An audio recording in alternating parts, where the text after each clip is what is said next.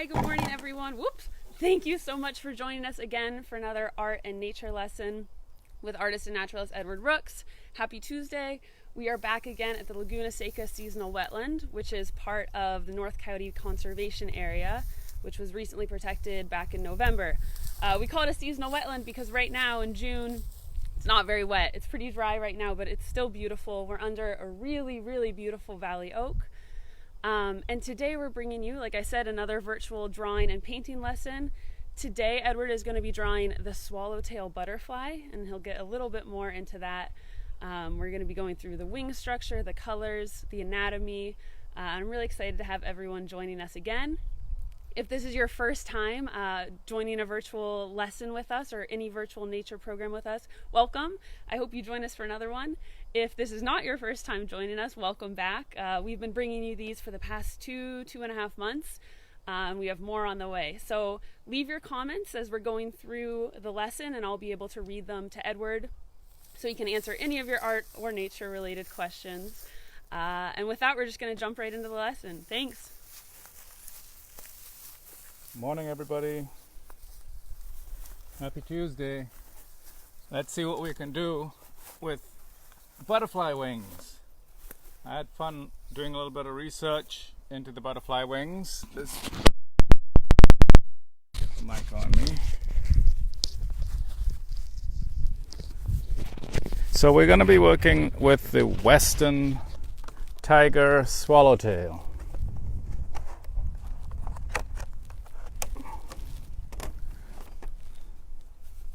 This is what we'll be painting, and it's on a thistle flower. So I really want to spend some time looking at the structure of the wings so that we can understand how the veins of a butterfly are shaped and what other insect wings might look like. We'll talk about some of that detail so that we can draw it a little carefully to try to get the right cell structure and the number of veins approximately right. You don't have to do it perfectly, but for somebody like me, I get a little bit I have a lot of joy in drawing this. So the first thing we're going to do is try to compose this, and you'll see that the butterfly is pretty much in the center of the drawing.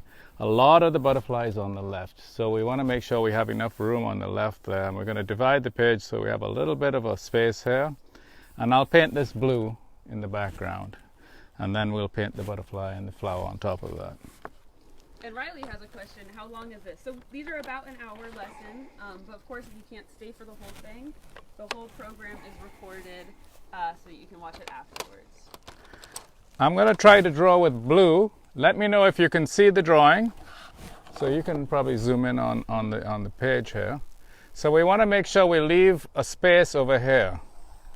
Less than a third, probably like a quarter of the page, okay? And that's going to be the outer edge of the wing. And then we want to be able to get the tip of the wing in here. So there's one tip of one wing. I'll bring this over so you can see them both, hopefully.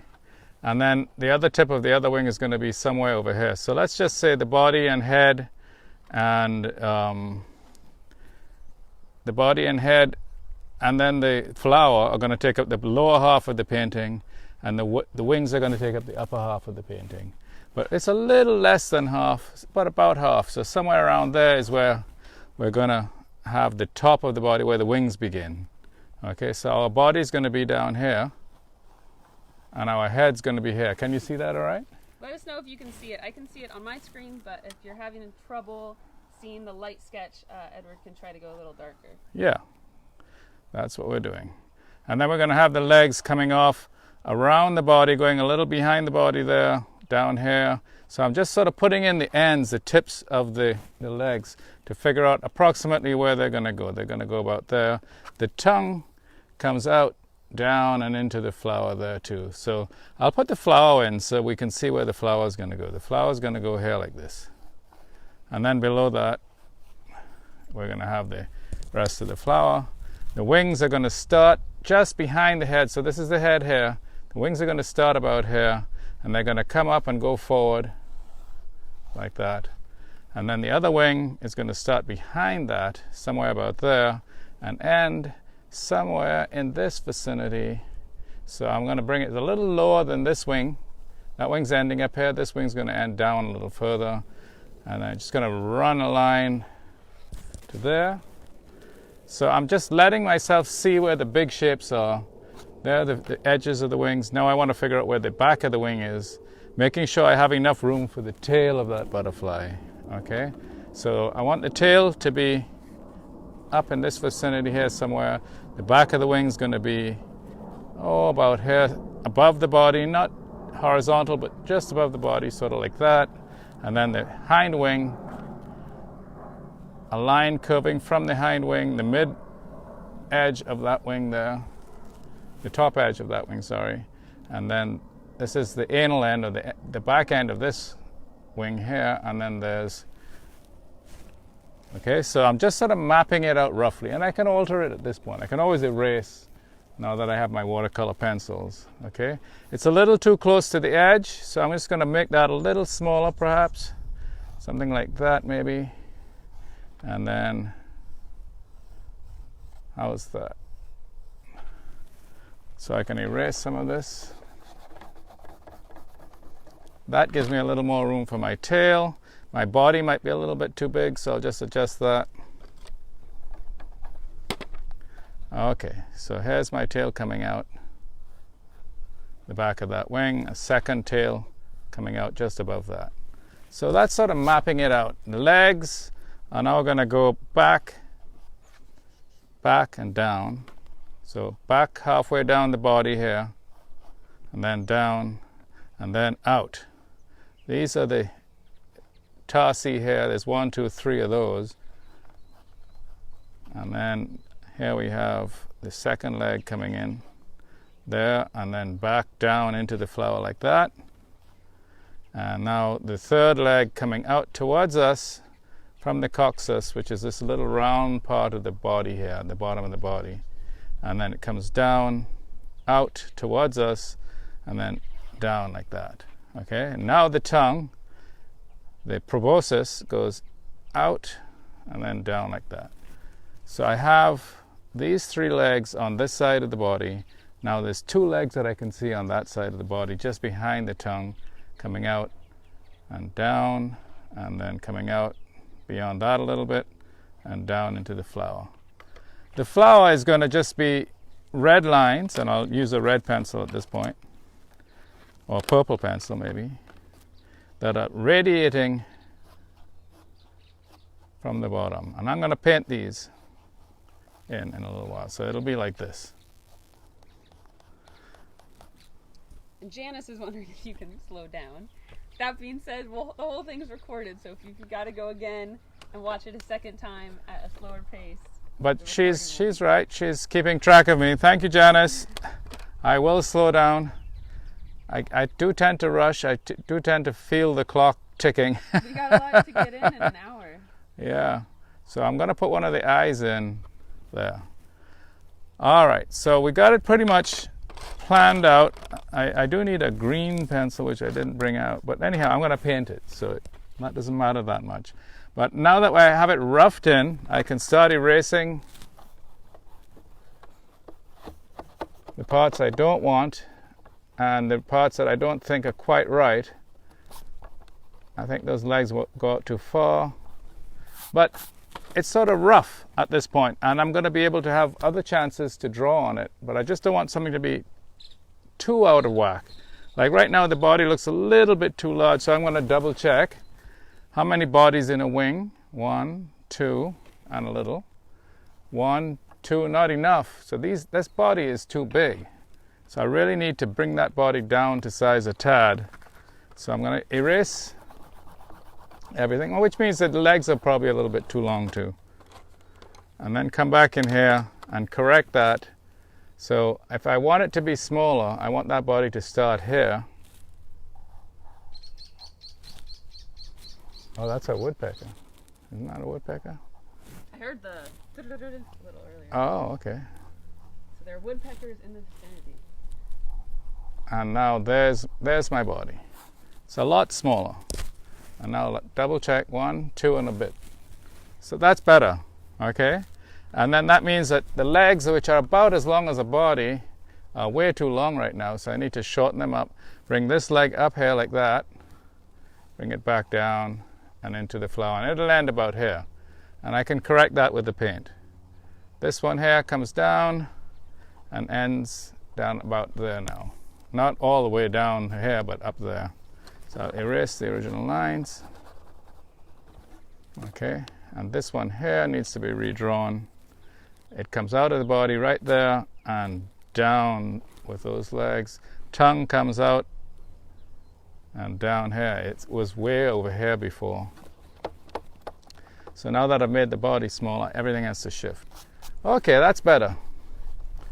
It's a little bit too far to the left, but I think it's okay.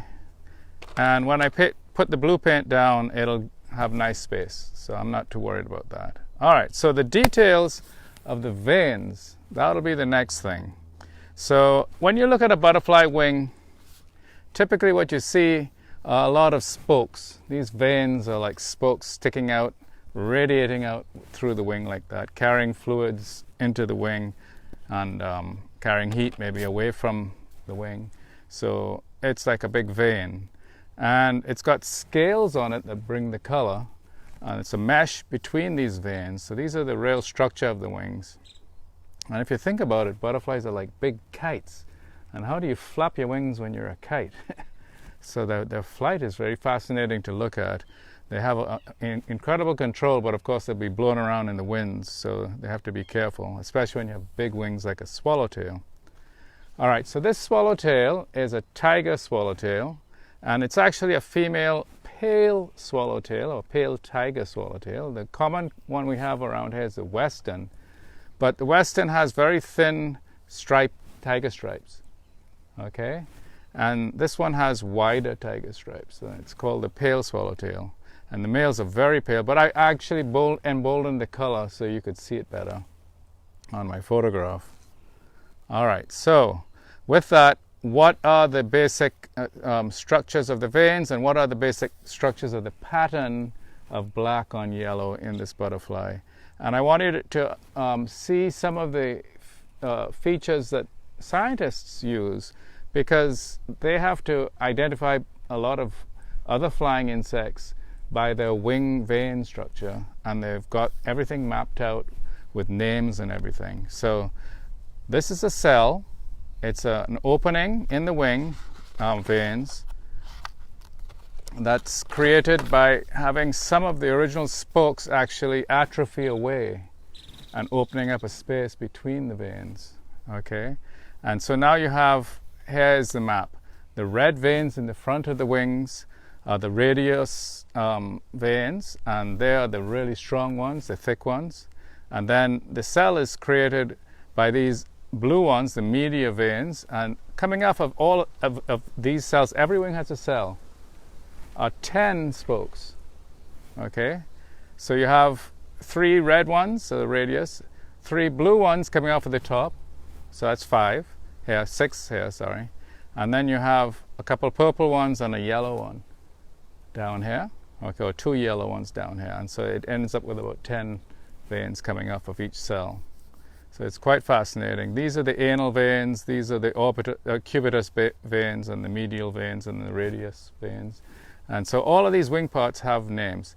The edge, the outer margins of the wings are called limbal areas, and that's where most of the pattern of this butterfly is.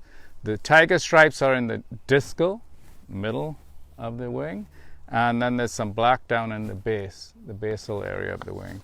So just looking at this here now, you can sort of break it up into the limbal, discal pattern, and then the basal pattern, and it helps scientists to categorize things.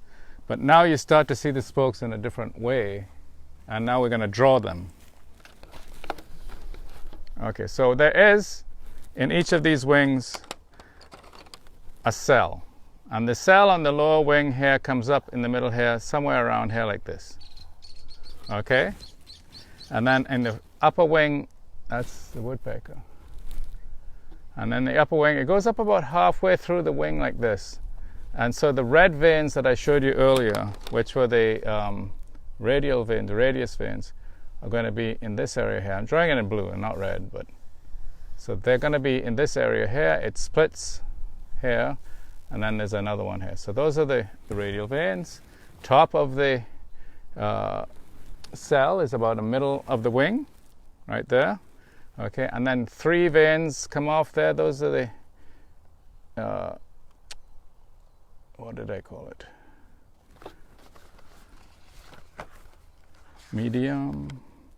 Media.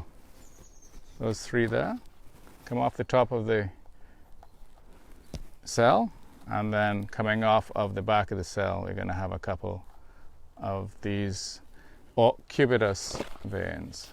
Okay, and then there's the cell closing up there. So again, in this one, you're going to have one coming off the top, a couple coming off there, and they go all the way to the edge of the wing.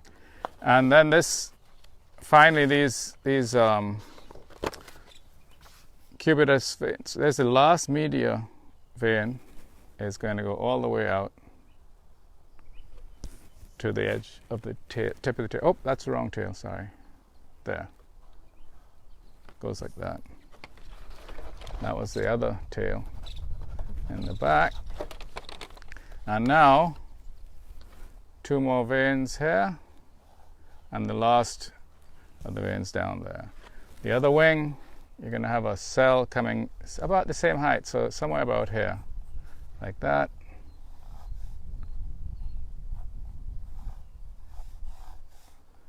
And then you have one splitting off like that, and then you have 1, 2, 3 like that. So there it is. That's the basic structure. Each of these will come, and there'll be a sort of a serrated edge to the wing, and it bumps out where the vein comes out, like that. Okay. I think that wing might be a little bit narrow, so I'm going to widen that up a little bit.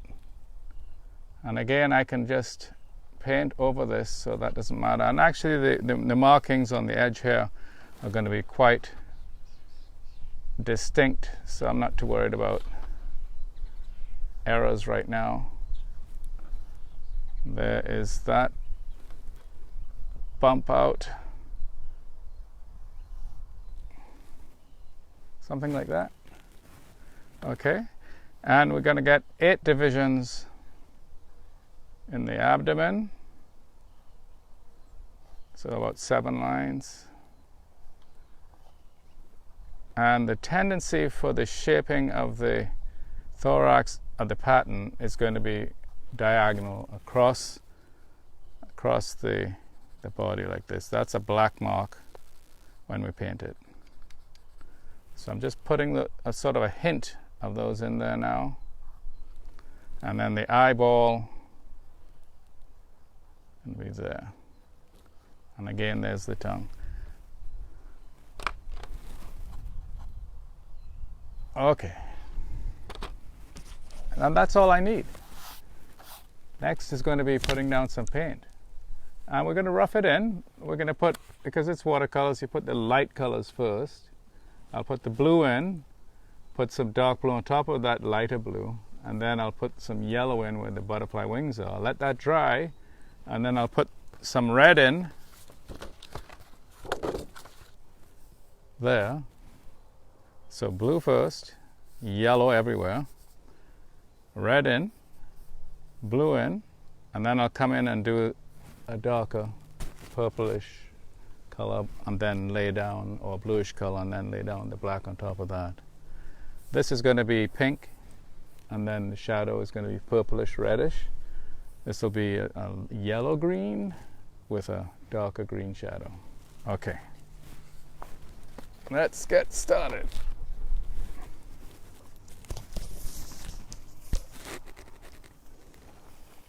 We're gonna move around a little bit. He's gonna lie down the easel. I've got a bit of light on the easel right now. Let's just move it into the shade. Bear with us as we do a little movie magic. And I'll move the water back.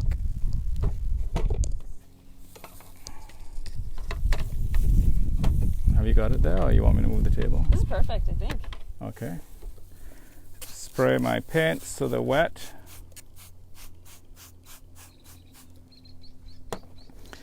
And get out my brushes. Yeah, that woodpecker's very close. Probably on its turf. Big brush first. Laying down some large color areas. So I want to have I'll bring the palette here, so it'll be easier for me to do. And bring this forward. So I'm going to create a lighter blue and then darken up part of it, so that's not all just one color across the back of the painting.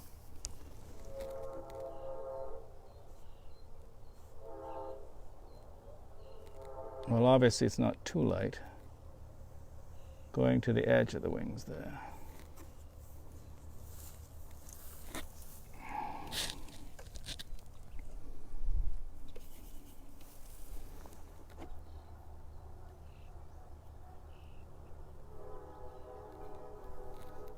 To that Amtrak.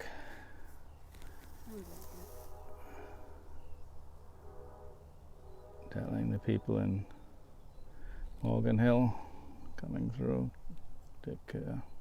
Yeah, it's funny, here in Coyote Valley you can hear the train, you can hear the planes, but you can also hear all the, the bird song and the breeze in the trees. You can hear 101 in the distance. It's a really interesting place that it's right in the middle of all of this urban area, or I should say just south of all this urban area, but it's like this wildlife, water, people refuge right in the middle of all of it.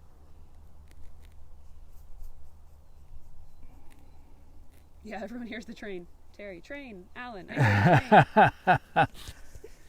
Okay, so there's my blue. Just roughing it in. It's blending in with that flower there. It's pretty cool.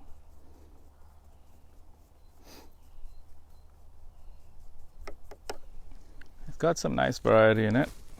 You can fidget with that all you want. Add more variety to it. Let it sort of soak in.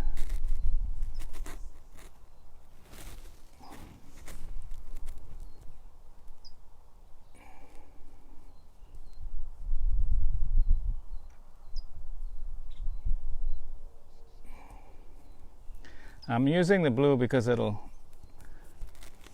be complementary to the yellow. Okay. So Jennifer has the suggestion: move the camera to the left side of you, Edward, so your hand doesn't block. We could try to do that. Yeah. It's a little bit of a. Of course. No. We like the suggestion though. Thank you. So what I'll do is I'll just move this out. Oh, that works too.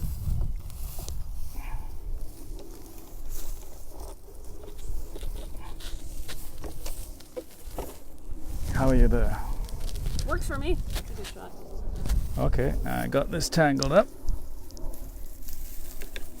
Okay, we're untangled. We have like the mic, wire, the different easels. Okay. This is good. But I think it looks pretty good. You got a nice variety of blues there. And just let that soak in. All right, so now I'm going to add some yellow and some red. Now the red needs to be a pink, so I'm going to just use like a crimson, a light crimson for that right now. And now Edward is painting upside down, which I'm very impressed to see. I didn't even think about it. It's just painting. I didn't even think about it. I had a painting professor in college who would tell me when you're kind of at a stuck point, flip the canvas, because you'll stop painting what you think you're seeing, and we'll start painting what's It's actually so there. important to paint what you actually see. Yeah. Versus what you think you see. Yeah. I guess I reached the stage where I just do that naturally now. Okay. All right, so that's my light color for the flower, and then the light color for the the base of the flower is going to be a sort of a yellow green. So I'm just going to mix that up here. Oh, Amber's wondering why you left like an inch between the blue and the edge of the paper. I'm sorry. Okay, so I've actually taped the edge off. So when I'm done with the painting, it's going to be naturally framed with a nice clean edge, uncolored. So I've got artist tape on the edge here, so I can actually lift it up. And you see a nice straight edge there, okay? Once it's done. I do that with all my paintings now. Just gives a nice finish. So we want some spines on the edge of that thistle, and we'll clean that up with shadow and light later on, but basically we'll add some spikes to that. I'm seeing my pencil lines where I've failed to draw accurately showing up here, which is not great, but not too bad. Alright, so yellow now for the butterfly. Get rid of all my green paint off my brush. Hopefully I can do that. I've got wads of green in there. And I'm going to use a light lemon yellow so that it's bright. And that'll be the light yellow. There are going to be dark yellows on there as well later on. So that'll be more cadmium. Oops. So obviously my blue line is showing up. I don't have to worry about the edge because that's not got any yellow in it. I need to worry more about the middle of the wing being yellow. The margin or the limbal area is going to be, see, I use the word, it comes in handy, going to be darker, and so I don't have to worry about being blue-green there. This area here should be yellow.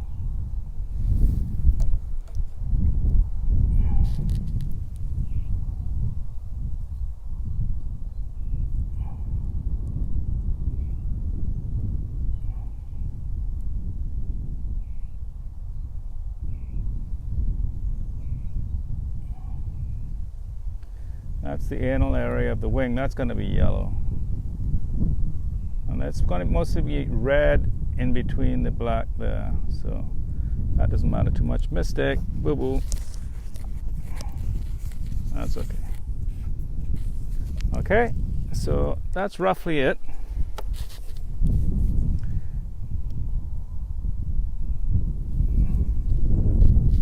Ta-da! Jennifer's wondering what weight of watercolor paper you use. 140 pound. So it's a standard Arches block. Block meaning that there's like 25 sheets of paper in there, and they're all glued around the entire edge so that it doesn't warp. It's a nice flat surface. It warps a little once there's water on it, but typically most of the warping goes away, which is nice. Alright, so I want you guys to see that. And I have it puddling there, so I'll just lift some of that because that's not going to even be yellow in the end. That limbal area is going to be black, right? So I don't need to wait for that to dry.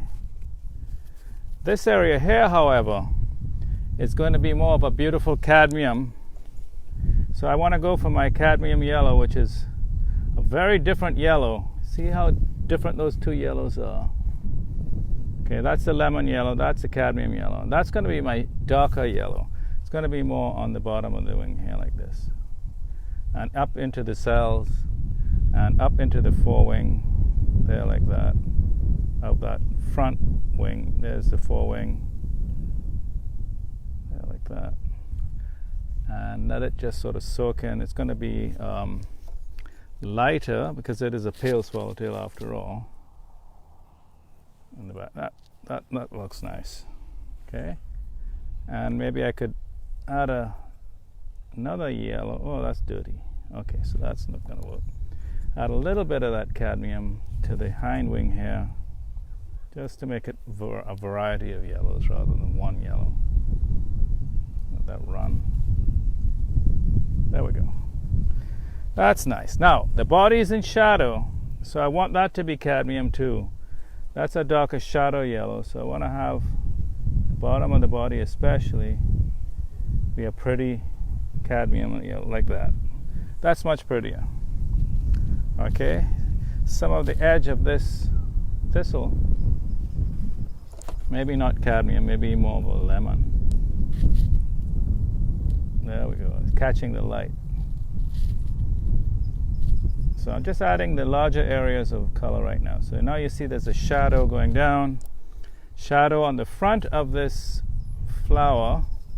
It's going to be more of the crimson, and I got some yellow in my crimson, not good.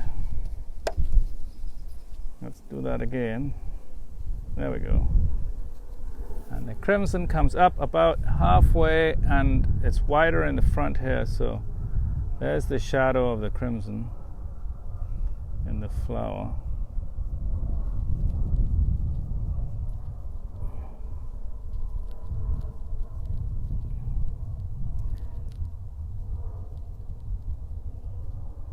There's the plane. Going to San Jose Airport. Got the train and the plane. There we go. How's that? That's pretty cool.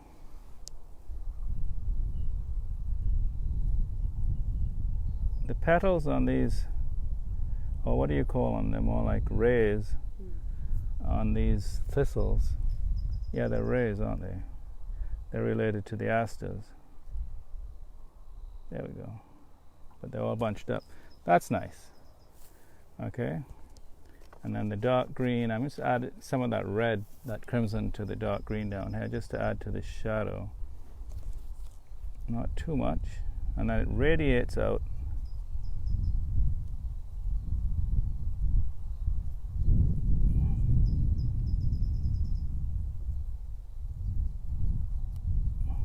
Something like that.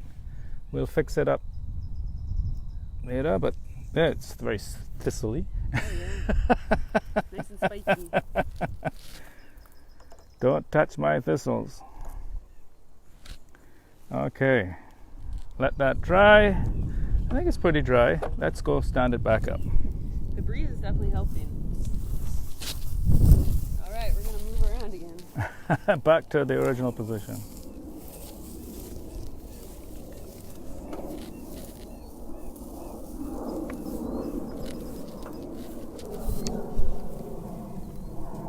Okay, so we got the mic.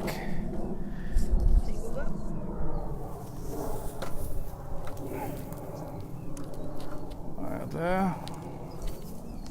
Good. Bring the painting around here. I think we kept the mic connected, but if the sound has suddenly gone, then let us know. Yeah, please.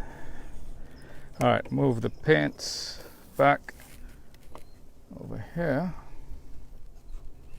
Oh, and Alan is asking, is Laguna Seca across the street a farm behind Gavilan College? It is. That's pretty much exactly where it is. The area that was protected is almost 1,000 acres, so it's a pretty expansive piece of land. But yeah, it does. Laguna Seca itself is basically right around the intersection of Bailey and Santa Teresa in South San Jose. If people know where that is, pretty close to Santa Teresa County Park, just south of it. All right, so let's go over the wings again. We're going to move on from this basic map. And I want to show you where that map comes from. Insect wings all have the same R, which means radial, M, which means medial, R, M, the cell, all of the same veins. So this could be a fly or a wasp or anything, but this is how the scientists that categorize and name insects categorize the wing structure. So it's good to know about it a little bit. And that's a more clear version of what we're doing with this butterfly as far as the basal, discal, and limbal area. And then all the names for the outer edges of the wings, and the back edge, and the front edge. Costal is the front, anal is the back. All makes sense. And again, wing veins.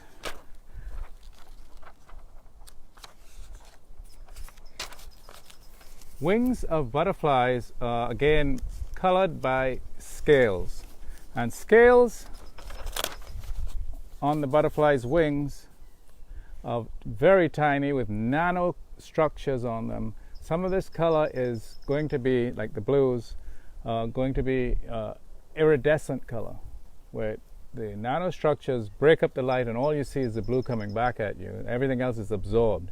So it's not actually colored, whereas some of the reds are going to be colored by chemical coloring, and the yellows are going to also be chemical coloring. But often the purples and the blues and the greens are going to be just iridescence. Okay? So that's all interesting. And today I found out that the butterfly wings are highly hydrophobic, so that when a big giant drop of rain hits a butterfly in flight, this hydrophobic quality, which means that it repels water extremely well, it's super hydrophobic, breaks up the water droplet before it impacts the wing properly. And so that only little droplets hit the wing, and it absorbs the force of the raindrop. It breaks up the force of the raindrop before it even hits the wing. It's engineering. Isn't that something? So they're finding that they can tolerate the heat loss as well, because they break up the droplets. It doesn't cool them down as much when the water gets on their wings, and it repels the rain, which is very interesting. Anyway, I distract you. No, it's all connected. I think that's awesome. Okay, so now we're gonna do the black. Artists don't like painting with black paint. Period. Okay, that's like the last choice. White and black, we sort of leave little bits of it, but we like to use color instead. So I'm gonna think, is that a reddish black or is that a bluish black? What do you think? I would say a reddish black. Okay, she thinks it's a reddish black, and I think it's a bluish black. Oh. But no, she's right. It's more red on this wing and more blue on that wing, and so it's actually purplish. See what I'm saying? Definitely. So it's a little blue and a little red. Both of us are right. So I'll probably use a little purplish color for my first laying down of this pattern, and then I will add the black on top to sort of add the deepest shadows. Okay? Well, first of all though, I want to make sure I have the reds in the right places, the blues in the right places. I'm going to go, you see the shapes of these? They're like little moon shapes, like crescents, these patterns. So that's important to know. We're going to try to get some of those crescents of red in the right place. So I know my limbal area is going to take up almost to the, well, about a quarter of the way down the wing anyway. A quarter of the way down the wing. So halfway to the cell, it's going to be my purple. But I need to leave bands, smaller bands. So I have a marginal band of black, and then a little inner band of yellow. I need to be cognizant of all of that. So I'm going to have to be very careful laying these bands down within the first quarter of the margin of the wing. Okay, same thing here, and it's going to be larger yellow areas and red areas. All right, so let's try to get that right. And what I do usually, oops, can you grab that? Thanks. So I'm going to get some purple going. We've got a wind picking up here and my paper is flying off. Thank you, Anna Marie. And I'm going to switch my brush now to get these details of these little crescents in there. So I'm switching to my favorite sharp-tipped or pointed round. Oh. That South Bay breeze picking up. Oh, it's picking up. It was nice and calm when we got here. All right, so here goes. And the shape of it is, so I'm going to mix some cobalt blue with my crimson to get that purple that I want as my base for the pattern, the black of the pattern, okay? And so that's going to go all the way out. Oh wait, I didn't put my reds down yet. That's a no-no. I'll switch to a smaller flat brush. This is a little sort of a rounded flat brush. And I'll put in some crimsons where those red spots are going to... Actually, that's not crimson at all, is it? That's more of a cobalt red. Cadmium, sorry, not cobalt. Cadmium red. a bit of orange, so I'm going to add a little yellow to it. Alright, so cadmium yellow, cadmium red, and I got a bit of an orange red going there. And it's going to be somewhere at the base of this, so it's coming down here like this. There is the crescent, okay? And another crescent back behind that, within the edge. Following that edge of that thing, and following the between the veins, okay? So there, and a little bit right in there like that. And then just a tad here, here, here, and there. Okay, none in the top of the wing, a bit in the body, so I can just add a little bit of orange to the body, shadows. I can see some orange down at the bottom there. And that's mostly just reflection of that red flower on the yellow of that butterfly. So I'm just going to tone that down, blend that in, so it's not a hard line. Whoops, that's too much. And to answer Ronald's question, he missed the start. Yes, we are in Laguna Seca, seasonal wetland. I know that you know all about that. Ronald Poirier is one of our volunteers. Hey, Ron.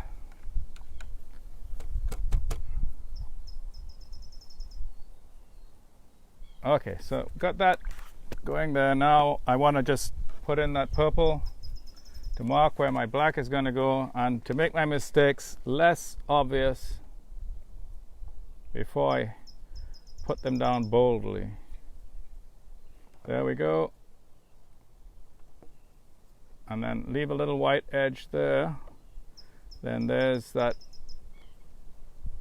pretty crescent shape coming out here, black on the anal. I'm sorry, I'm wondering if I should just wait till the end and pick them all up. Well, I don't it's getting caught in the grasses, which is good. Okay, so now I'm coming in here along the veins. So the veins are actually going to be marked at this point in the dark sort of orangey color. So I'm just going to use this purple to mark in my veins. There is the edge, first edge of that cell there, going like that. And to answer Mary's question, is this the same link to get back to the video? Yes, this should be the same link. It'll just not be live once we're not live anymore. But yeah, this will be the link to the video. Or you can just always go back to our main Facebook page, go to videos, and it will just be one of the top ones. So there, can you see that now more clearly? Those are the veins on the hind wing. The black mark is going to be there.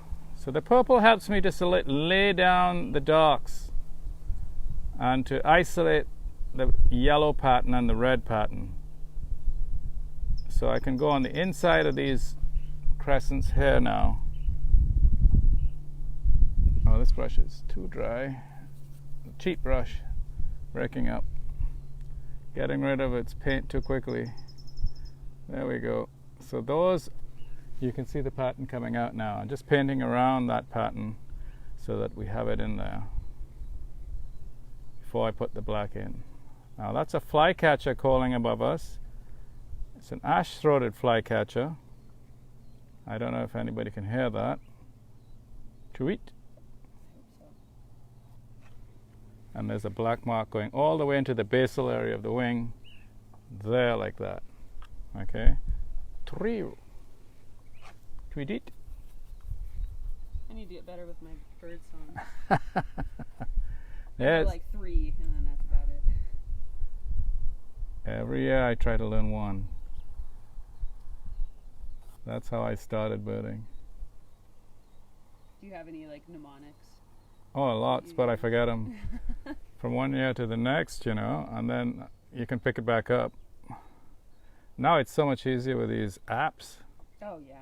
In the old days, you had to try to figure out what the guide was saying by drink 3 beers.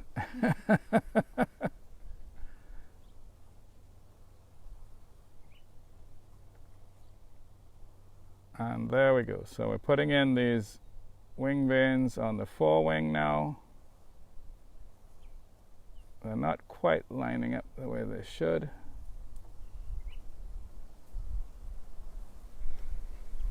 we got our cell and we got our radial bands there. And all right, more purple. And we're getting the pattern laid down. So on the front edge here, it's a bit fatter towards the front, like that. And then narrow at the back. And then in here you're going to have a fatter band coming down like that, and then in here you're going to have a thinner band. And so there is roughly what's going on here.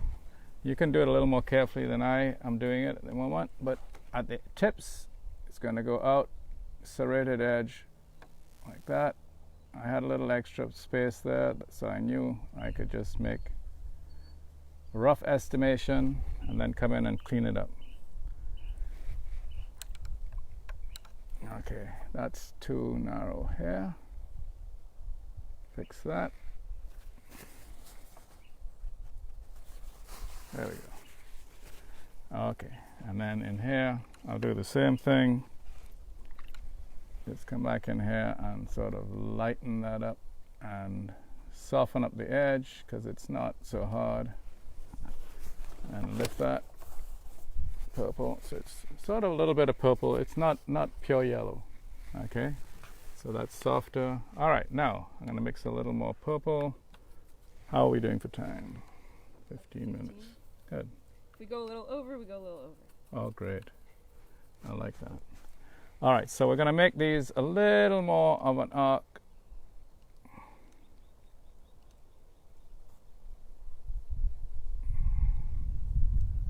A little more of a crescent, and the arc goes upwards on this side.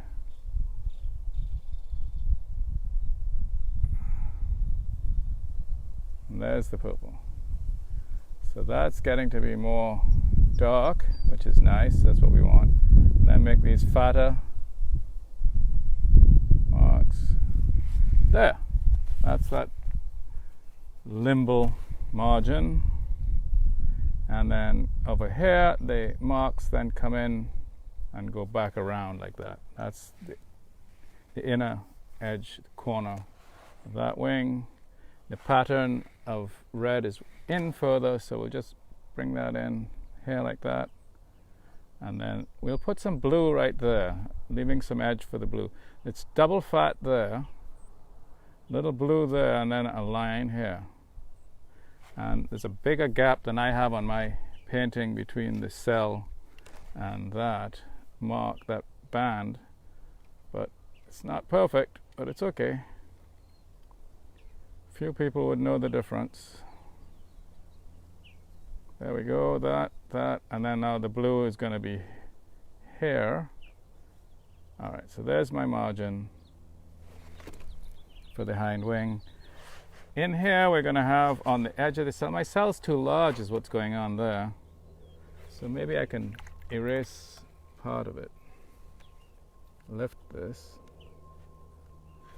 and repaint it further down.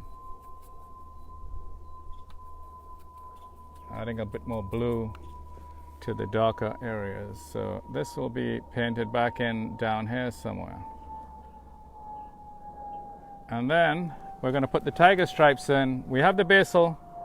The basal black marks are going to be down in here like this. Now we have to put in these 4 marks for the tiger stripes. Okay? And so I think I'll start with this one here because it's biggest, boldest, and it continues across the entire wing. Add a little bit of indigo blue to my purple to darken up that mark of the tiger stripes. And so here goes. I'm starting about, there's the middle there, a quarter of the way up, middle here. This is the middle. I'm going to start up here like this. And I'm going to come all the way back to this area right here like that. And go across between these 2 veins. So I have to go across between these 2 veins. And then I have to go up here like that, and there like that. So I've just roughed it in, and that leaves that nice yellow gap below. Okay, Now again, I still have too much space here between that. I keep making that mistake. I'm not sure why, but I'm leaving too much space. I'm putting my yellow. I'm going to get some purer water. That cell is too large.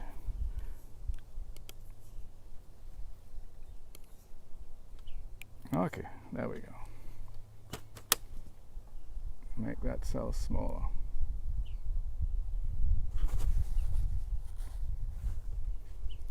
Add more yellow back to that.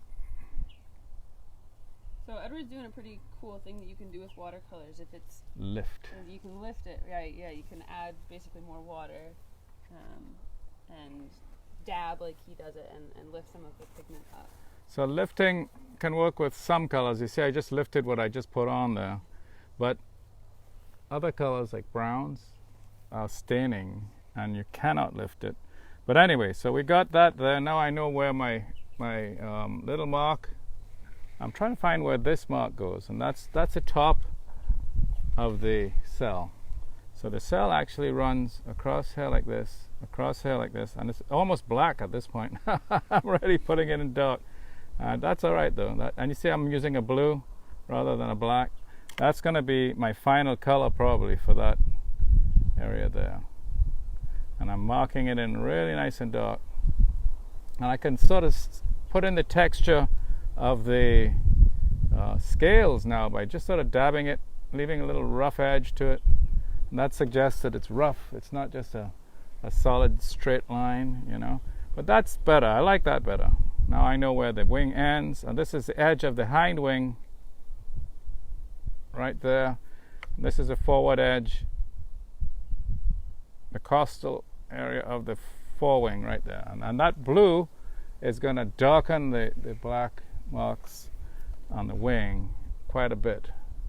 And it's not going to be an ugly black. So there you go. Texture, shadow, changing as it goes across the surface. Not just one solid color.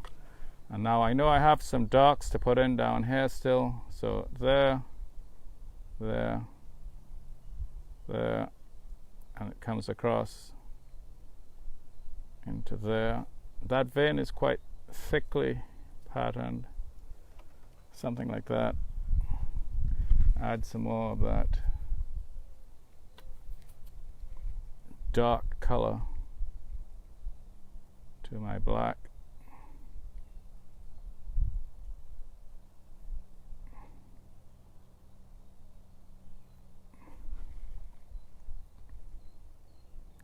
And that's going to make that red really sing once I start to put this indigo.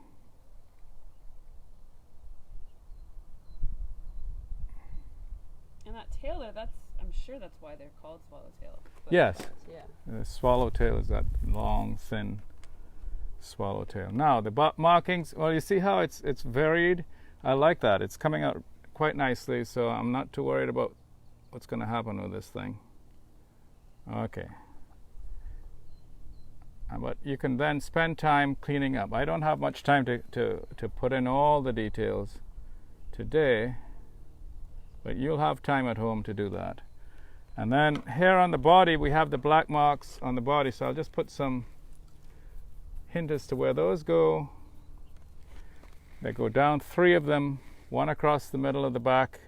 The abdomen goes like that. And then one across the top, just thin at the back, thicker at the front. And then one across the bottom there, you just see a hint of it in the back, and then it's thicker at the front, like that, okay?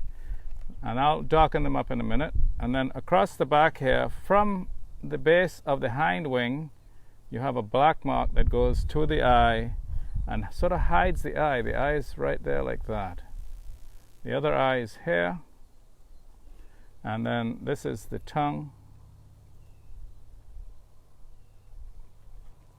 And then there's some black marks going diagonally across the thorax of the butterfly. And one last one going down the back of the thorax towards the head. So I'll darken those up in a minute. But that's pretty much the pattern. And then I'll do the legs. Again, same thing, dark blue. I like that blue instead of black. So there, 1, 2, and then these are the tarsi here and the claw. So fat, little narrower, and then really narrow. Fat coming towards us, a little narrower, and then really narrow. Okay, so those are the 3 front legs and the proboscis or tongue. I have all these illustrations of the tongue and the face and all this stuff to show you, but no time. So we're just going to go with what we can do. We'll have to do a separate lesson just on bug faces. Yeah. That would take a whole hour, I'm sure. We'll need a lepidopterist to do that. An entomologist. I wonder who might do that. My wife's an entomologist. Hi, Janice. All right, so again, we're going to put in the veins on the far wing, and I'm going to put them a little lighter because wings in the background should be a little lighter than the wings in the foreground so that they fall back. But the veins are the same pattern. The cell comes up to here, and then radial veins like spokes go out from it. This one here splits, and then that goes all the way down. Medial come into the back of the cell there like that. The band in the back here, I'm just going to put that in with the blue.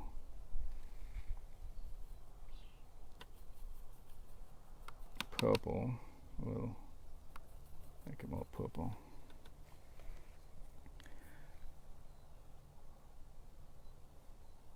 To make it serrated, I'm just going to find the edge at the top and then bring it in. That's too much. All right, now. All right, so that's the outer margin of that wing. Darken this one up a little bit to match. And then the inner.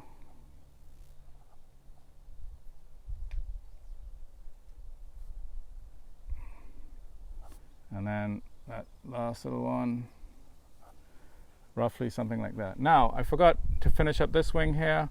We have the middle part of so we got 4 stripes. I've only got one in, and I have even put the second one in. There's the second one is going to be right there like that, just going through the front wing. It doesn't even go to the bottom of the front wing. Then at the top of the cell, there's one right there like that, and then above that, there's a mark halfway towards the limbal area of that wing, like that. So that's the 4 stripes. These 2 are short, these 2 are long. This is the longest one here, this one. So here we have the longest one going over here. I'll make it lighter so it falls back. The one at the top of the cell, and the one halfway down the cell, and then the one from the front costal edge of the wing coming in as a little triangle at the top there like that. Okay, so now this is not showing up very well here. This vein needs to be put back in.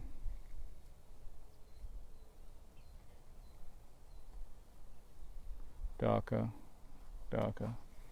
All right, so this is very rough right now. It's not looking great. Looks good on camera. Oh, okay, good. That's what matters. I was thinking I might just touch up the yellows by sort of running a wash over them and then lifting to lighten it up. But anyhow, the background here, this is going to be the swallowtail in the background there. Also, I haven't put the antenna in, so I'm going to go straight to the indigo and a bit of that crimson, make a dark purple, and make it a little drier so it doesn't run. And I'm going to start out above the head, out about a body's length, so about there. That's where the antenna ends. Starts at the head, so now I can just sort of loop up to it. Oh, I'm making mistakes. Not good. I got some lifting to do. Before. You can see lifting in action, would it? Yeah. I got some lifting to do. Just running it along the bottom edge of that so that it loops upwards.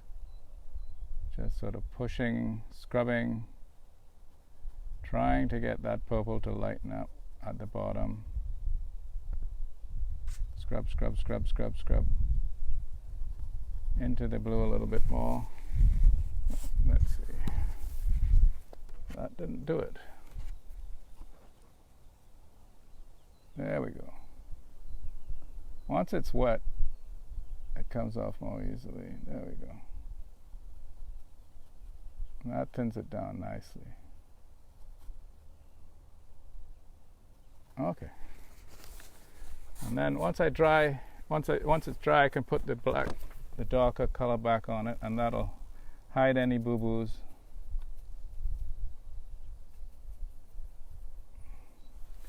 My paint's a little bit too wet. That's all. Let's try that again.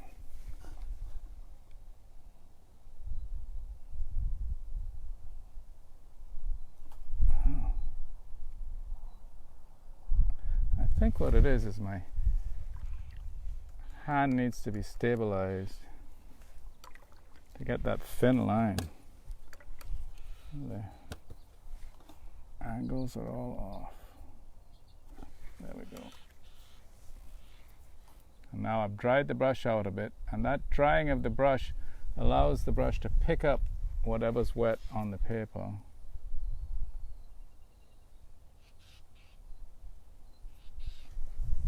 Anyhow, that's a mess. Like I said, through the camera it looks pretty good. All right,